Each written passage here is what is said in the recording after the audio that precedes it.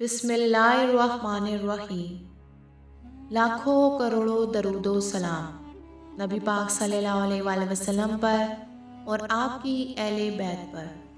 معزز سامعین، السلام علیکم۔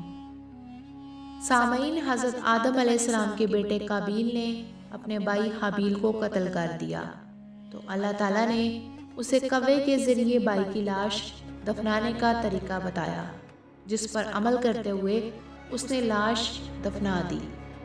اب اسے اپنے والد کے غصے کا خوف تھا۔ اس موقع پر شیطان نے قابیل کو گھر سے بھاگ جانے کی ترغیب دی، کیونکہ اسے یہ خوف تھا کہ اگر قابیل حضرت آدم علیہ السلام کے پاس رہا تو کہیں توبہ و استغفار کے بعد دوبارہ رائے حق پر نہ آ جائے۔ چنانچہ اس نے قابیل سے کہا کہ اب تجھے تیرے والد زندہ نہیں چھوڑیں گے، تجھے قتل کر ڈالیں گے، تو یہاں سے بھاگ جا۔ قابیل کو تو پہلے ہی اس بات کا خوف تھا، لہٰذا وہ یمن فرار ہو گیا، جہاں اس نے سکونت اختیار کی اور بعد ازاں اس نے شادیاں بھی کی، جن سے اس کی کثیر اولاد پیدا ہوئی۔ قابیل نے اپنے والد کے دین سے بغاوت کر کے پہلے آتش پرستی شروع کی، پھر شیطان نے اسے پتھر سے بت بنانے کا طریقہ سکھا دیا۔ یوں قابیل نے اور اس کی اولاد نے اللہ کو چھوڑ کر بت پرستی شروع کی۔ دنیا میں قتل و غارت، حسد و فساد اور بت پرستی کی بنیاد قابیل نے رکھی۔ حضرت عبداللہ بن مسعود رضی اللہ تعالیٰ عنہ سے روایت ہے کہ حضور صلی اللہ علیہ وآلہ وسلم نے فرمایا، دنیا میں جب بھی کوئی ظلم سے قتل ہوتا ہے تو اس کا ایک گناہ حضرت آدم علیہ السلام کے بیٹے قابیل کی گردن پر ضرور ہوتا ہے، اس لیے کہ یہ وہ شخص ہے جس نے ظالمانہ قتل کی ابتدا کی اور یہ ناپاک طریقہ جاری کیا۔ حضرت آدم علیہ السلام کو جب بیٹے کے قتل کی خبر ملی تو وہ بہت غمزدہ ہو گئے، کیونکہ حابیل نہایت سعادت مند، فرمانبردار، نیک نوجوان تھا۔ اس کے انہی اوصاف کی بنیاد پر حضرت آدم علیہ السلام کو امید تھی کہ وہ اللہ کے دین کو آگے بڑھانے میں ان کا معاون اور مددگار ثابت ہوگا۔ بعض روایات کے مطابق حابیل کی شہادت کا بنیادی سبب بھی یہی تھا کہ قابیل کو بھی اندازہ ہو چکا تھا کہ والد کے بعد نبوت کا تاج نیک سیرت حابیل کے سر پر سجے گا، تو اسی حسد نے اسے بھائی کے قتل پر ابھارا۔ حابیل کے قتل کے بعد حضرت آدم علیہ السلام اور اماں حوا بہت اداس رہا کرتے تھے اور بیٹے کو یاد کیا کرتے تھے اور گھنٹوں رویا کرتے تھے۔ حضرت آدم علیہ السلام اللہ سے دعا کیا کرتے تھے، اے اللہ، مجھے ایسی اولاد عطا فرما جو تیرے دین کو دنیا میں پھیلانے میں میری معاون اور مددگار ثابت ہو، اور میرے بعد بھی تیرے پیغام کو دنیا میں عام کرے، میری صحیح جانشین ہو اور دنیا میں تیری وحدانیت کی علمبردار ہو۔ اللہ تعالیٰ نے اپنے نبی کی دعاؤں کو شرف قبولیت بخشا اور ایک نیک اور صالح بیٹا عطا فرمایا۔ چنانچہ کچھ ہی عرصے بعد حضرت شیث علیہ السلام پیدا ہوئے۔ حضرت آدم علیہ السلام اور اماں حوا ان کی پیدائش پر بے حد خوش تھے۔ یہ حضرت آدم علیہ السلام کے تیسرے بیٹے تھے اور اس وقت ان کی عمر 130 سال تھی۔ اماں حوا نے صاحبزادے کا نام شیث رکھا، جس کے عربی میں معنی عطیہ خداوندی کے ہیں، یعنی اللہ کی جانب سے عطا کیا گیا خوبصورت اور خوب سیرت تحفہ۔ حضرت شیث علیہ السلام حسن و جمال، خوبصورت اور عادات و اطوار میں اپنے والد سے بہت زیادہ مشابہت رکھتے تھے۔ حضرت آدم علیہ السلام اور اماں حوا کو آپ سے بہت محبت تھی۔ حضرت آدم علیہ السلام حضرت شیث علیہ السلام کو ہر وقت اپنے ساتھ رکھتے تھے۔ آپ کو اس بات کا علم ہو چکا تھا کہ ان کی اولاد میں سے یہ بچہ ان کا جانشین ہوگا، چنانچہ انہوں نے شروع سے ہی ان کی تربیت پر خصوصی توجہ دی۔ آپ علیہ السلام شیث علیہ السلام کو جنت کا احوال سناتے، اچھے اور برے کی پہچان کرواتے۔ جو حضرت شیث علیہ السلام بڑے ہوتے گئے، ان کی پوشیدہ صلاحیتیں اور والدین کی تعلیم و تربیت رنگ لاتی رہی۔ حضرت آدم علیہ السلام ان کو درس و تدریس اور وعظ و تبلیغ کے خوبصورت اور منفرد طریقے سکھاتے تھے۔ انہیں دن رات کی گھڑیوں میں ہونے والی عبادات کی پہچان کروائی ان اوقات میں ہونے والی عبادتوں کی تعلیم دی۔ اس کے علاوہ طوفان نوح کے بارے میں بھی آگاہ کیا، اور جو کچھ بعد میں آتا تھا۔ حضرت آدم علیہ السلام اور حضرت حوا کو حضرت شیث علیہ السلام سے بڑی امید تھی، جس کی بڑی وجہ یہ تھی کہ ان کا ایک بیٹا قتل ہو گیا، دوسرا شیطان کا پیروکار بن کر کفر کے راستے پر چل نکلا تھا۔ اب اللہ کے دین کو پھیلانے اور شیطان کے شر کا مقابلہ کرنے حضرت آدم علیہ السلام کے بعد حضرت شیث علیہ السلام ہی تھے۔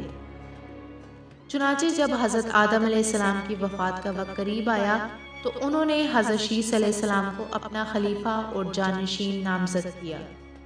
960 برس کی عمر میں حضرت آدم علیہ السلام نے وفات پائی۔ حضرت شیث علیہ السلام نے حضرت جبرائیل امین کے بتائے ہوئے طریقے کے مطابق حضرت آدم علیہ السلام کی تدفین کی۔ اللہ رب العزت نے حضرت شیث علیہ السلام کو نبوت کے عظیم منصب پر فائز کیا اور اولاد کثیر سے نوازا۔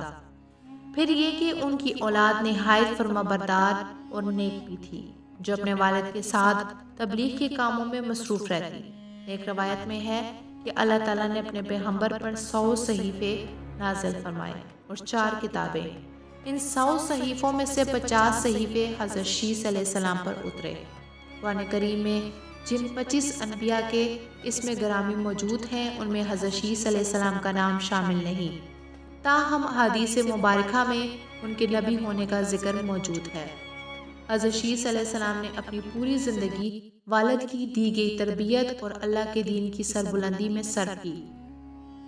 آخری عمر میں زیادہ ضعیف ہونے کی وجہ سے گوشہ نشین ہو گئے، لیکن اولاد آپ کے کام کو آگے بڑھاتی رہی۔ حضرت شیث علیہ السلام اپنے بھائی قابیل کی کفر و شرک میں مبتلا ہونے اور شیطان کا آلہ کار بنے رہنے کی وجہ سے بڑے فکر مند رہتے تھے اور انہیں راہ راست پر لانے کی کوشش میں لگے رہتے تھے، جنہوں نے باپ قابیل کی شکل کے بت بنا کر اس کی پوجا شروع کر دی۔ روایت میں ہے کہ دنیا میں موجود تمام انسان یعنی بنی آدم حضرت شیث علیہ السلام کی اولاد ہیں، کیونکہ حابیل تو محض 20 برس کی عمر میں اپنے بھائی قابیل کے ہاتھوں شہید کر دیے گئے تھے اور انہوں نے کوئی وارث بھی نہیں چھوڑا تھا، جبکہ دوسرے بیٹے قابیل کی اولاد شیطان کی پیروکار اللہ کی نافرمان اور کفر پر گامزن تھی، جسے طوفان نوح میں غرق کر دیا گیا۔ مسلمانوں کی طرح یہودی اور عیسائی بھی حضرت شیث علیہ السلام کو حضرت آدم علیہ السلام اور اماں حوا کا تیسرا بیٹا نبی اور ان کا جانشین تسلیم کرتے تھے۔ وہ بھی اس بات کے قائل ہیں کہ موجودہ تمام انسان حضرت شیث علیہ السلام کی اولاد ہیں۔ حضرت شیث علیہ السلام لوگوں کو نصیحت فرمایا کرتے تھے کہ سچا مومن وہ ہے جو اللہ کو پہچانتا ہو، نیک اور بد کو جانتا ہو، بادشاہ وقت کا حکم بجا لاتا ہو، والدین کے حقوق ادا کرتا ہو اور ان کی خدمت کرتا ہو، صلح رحمی کرتا ہو، غصے پر قابو رکھتا ہو، محتاجوں اور مسکینوں کے ساتھ حسن سلوک سے پیش آتا ہو۔ حضرت آدم علیہ السلام کے انتقال کا وقت قریب آیا تو انہوں نے بیٹے حضرت شیث علیہ السلام کو اپنے قریب بلایا اور نصیحت کی، اے میرے سعادت مند بیٹے، تم میرے جانشین بنو گے، لہٰذا تم تقوی اختیار کرو، اور جب بھی اللہ کا ذکر کرو تو اس کے ساتھ اللہ کے محبوب حضرت محمد صلی اللہ علیہ وآلہ وسلم کا نام ضرور لیا کرو، کیونکہ میں نے ان کا نام عرش پر اس وقت لکھا دیکھا جب میں روح اور مٹی کی درمیانی حالت میں تھا۔ پھر میں نے تمام انسانوں کا چکر لگایا تو اللہ تعالیٰ کی بارگاہ میں آپ کی شان محبوبیت کا یہ عالم دیکھا کہ نام پاک محمد صلی اللہ علیہ وآلہ وسلم اللہ کو اتنا پیارا ہے کہ آسمانوں میں کوئی ایسی جگہ نہیں جہاں یہ نام مبارک نہ لکھا ہو۔ میرے رب نے مجھے جنت میں رکھا تو میں نے جنت میں کوئی محل، کوئی بالخانہ، کوئی دریچہ ایسا نہ دیکھا جس پر اسم محمد تحریر نہ ہو، لہذا تم بھی کثرت کے ساتھ ان کا ذکر کیا کرو، کیونکہ فرشتے بھی ہر وقت اور ہر آن ان کا ذکر کرتے ہیں۔ سامعین، جب حضرت شیث علیہ السلام کی وفات کا وقت قریب آیا تو انہوں نے بھی اپنے فرزند انوش کو معاملات سپرد کر دیے۔ انوش کے بعد ان کا ولی عہد کنین بنا۔ کنین کا فرزند میلائل ان کا جانشین بنا اور ایرانی اجمی لوگ انہی کے بارے میں خیال کرتے تھے کہ یہ 7 ولایتوں کے بادشاہ بنے، اور یہ پہلے بادشاہ ہیں جنہوں نے جنگلات کا صفایا کر کے شہروں اور قلعوں کی بنیاد ڈالی، اور انہوں نے ہی شہر بابل کو آباد کیا۔ حضرت شیس علیہ السلام کی وفات 912 برس کی عمر میں ہوئی، اور ان سے منسوب مزارات 3 مختلف مقامات غزہ، عراق کے شہر موصل اور ایودھیا بھارت میں ہے۔ ان تینوں میں سے کسی بھی جگہ پہ حضرت شیس علیہ السلام مدفن ہیں، یہ اللہ بہتر جانتا ہے۔ موصل میں موجود مزار کو حالیہ جنگ کے دوران شدید نقصان پہنچا۔